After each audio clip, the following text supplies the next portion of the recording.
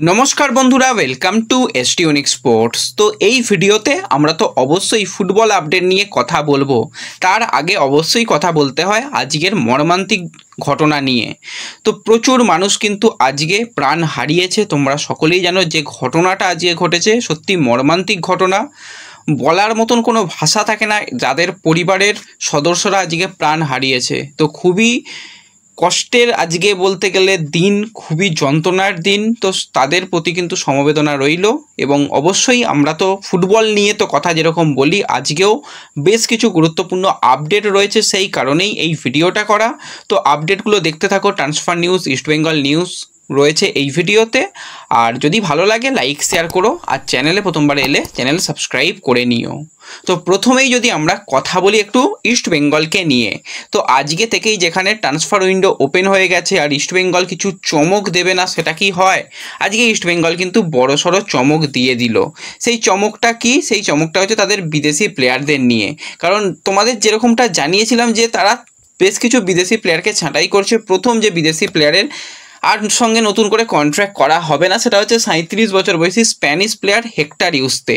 ইস্টবেঙ্গলের জার্সি গায়ে খুব যে ভালো সিজন গেছে সেরকমটা নয়। মোহনবাগানের হয়ে লিগ শিল্ড এবং ইস্টবেঙ্গলের হয়ে মোটামুটি পারফরমেন্স করেছে। 25টা ম্যাচ খেলেছে, সেখানে তার নামের পাশে 2টো গোলও রয়েছে। তো হেক্টর ইউস্তে মোটামুটি পারফরমেন্স করেছে, খুব যে খারাপ পারফরমেন্স করেছে সেটাও নয়। হেক্টরের মতন পারফরমেন্স করেছে। নতুন করে তার সাথে আর কন্ট্রাক্ট করা হচ্ছে না, তাকে কিন্তু ছেড়ে দেওয়া হয়েছে। তার সাথে সাথে আরও এক প্লেয়ারকে অনেক আশা নিয়ে ইস্টবেঙ্গল নিয়ে এসেছিল, 29 বছর বয়সী ভেনেজুয়েলার উইঙ্গার রিচার্ড সেলিস। সে কিন্তু ইস্টবেঙ্গলে এসে একদমই মানিয়ে নিতে পারেনি। কয়েকটা ছোট্ট তার ওই সূক্ষ্ম পায়ের কাজ দেখানো আর গ্যালারিকে শো করা ছাড়া তার কিছুই সেরকমটা ইম্প্যাক্ট ছিল না। টোটাল 9টা ম্যাচ খেলেছে, একটা খুব ভালো সেট পিস রেখেছিল, সেখান থেকে খুব সম্ভবত মনে হয় ডেভিড গোল করেছিল হেড দিয়ে। এছাড়া খুব একটা যে বেশি ইম্প্যাক্ট এনেছিল সেরকম কিছু নয়। তাকেও কিন্তু অফিসিয়ালি আজকে থ্যাংক ইউ জানিয়ে দেওয়া হয়েছে।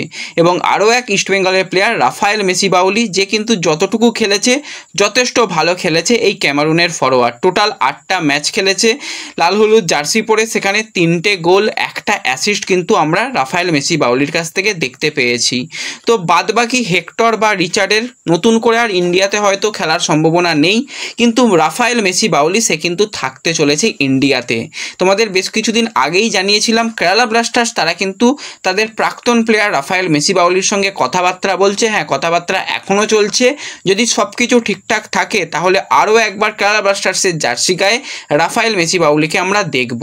এবং ইস্টবেঙ্গল এই প্লেয়ারকে ছেড়ে দেওয়ায় অনেকে হয়তো দুঃখ পাবে। হ্যাঁ, এই প্লেয়ার যথেষ্ট ইম্প্যাক্ট এনেছিল মেসি বাউলির মধ্যে। সেই একটা অ্যাগ্রেসিভনেস ছিল যে হ্যাঁ কিছু করতে হবে, জার্সির জন্য খেলছিল, পরিষ্কার বোঝা যাচ্ছিল। কারণ তোমাদের মনে থাকবে অনেকেরই যারা একদম খুব ডিটেলে ম্যাচগুলো দেখেছিলে, যখন ইস্টবেঙ্গলের এএফসির ম্যাচ ছিল যেটা একদম গুরুত্বপূর্ণ match, do or die match, সেখানে সৌভিক চক্রবর্তী একটা পেনাল্টি করে ফেলে। সেই জায়গাতে মেসি বাউলি মানে ভগবানের কাছে আর্তনাদ করছিল যে যাতে অন্তত এটা সেভ করে দেয় গিল, কিন্তু করা যায়নি এবং ইস্টবেঙ্গল ম্যাচ হেরেছিল।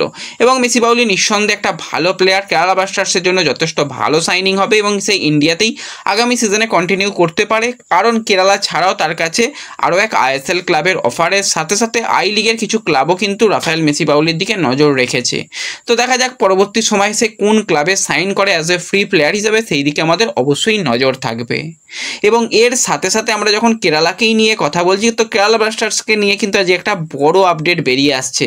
কেরালা ব্লাস্টার্সের যে নতুন কোচ ডেভিড ক্যাস্টেলা, তো সে কিন্তু খুব একটা খুশি নয় কেরালা ম্যানেজমেন্টকে নিয়ে। কারণ সে যেরকমটা প্ল্যানিং জানিয়েছিল, যেরকম সেট অফ প্লেয়ার চেয়েছিল, সেটা কিন্তু কিছুই কেরালা তাদেরকে দিতে পারছে না এবং খুব একটা সে খুশি নয়। সব কিছু যদি এইভাবে চলতে থাকে দিনের পর দিন তাহলে কিন্তু সে বেরিয়ে যেতে পারে। সেরকমটাই আজকে কিন্তু কেরালার বেশ কিছু বড় মিডিয়া থেকে আপডেট বেরিয়ে আসছে। সে কিন্তু একদমই খুশি নয়, সে চাইছে মিউচুয়ালি কন্ট্রাক্ট টার্মিনেট করে বেরিয়ে যেতে। কারণ তার প্ল্যানিং অনুযায়ী কিছুই কাজ হচ্ছে না নাকি কেরালাতে।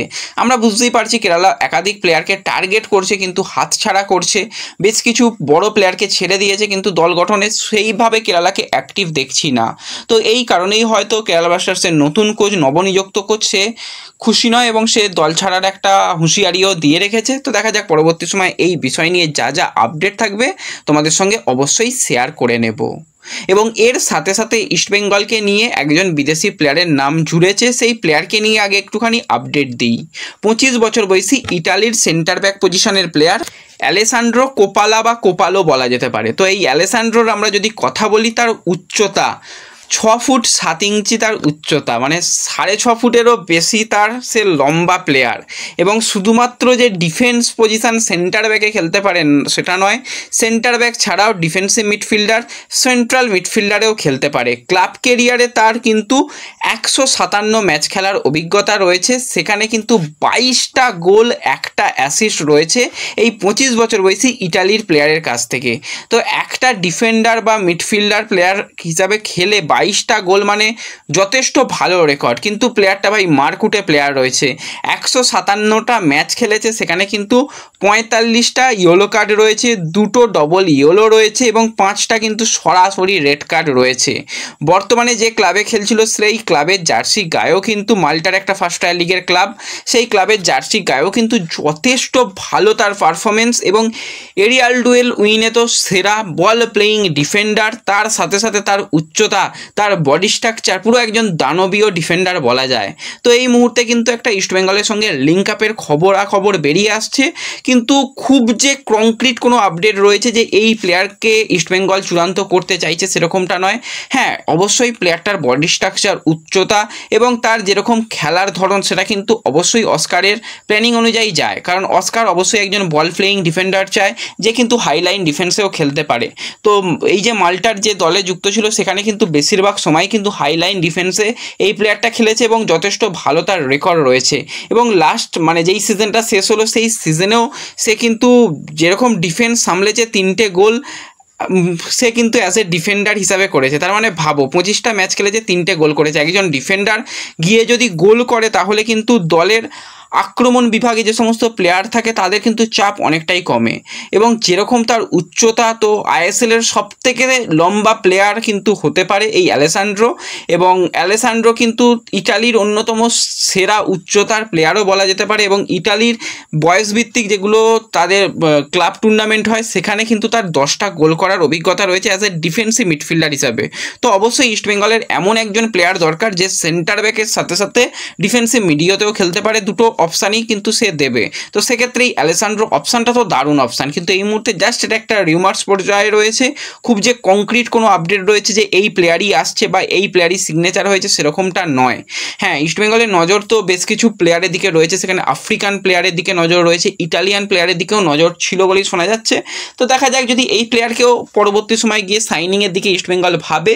খারাপ অপশান নয়, নিঃসন্দেহে ভালো অপশান। 25 বছর বয়স, উচ্চতা এবং তার খেলার স্টাইল কিন্তু অস্কারের পছন্দ হবে। এবং অস্কার কিছুদিন আগে ইভানের মতন প্লেয়ারের সঙ্গে কথা বলছিল, তারও যথেষ্ট উচ্চতা, তার থেকেও ভাই এর উচ্চতা অনেক বেশি।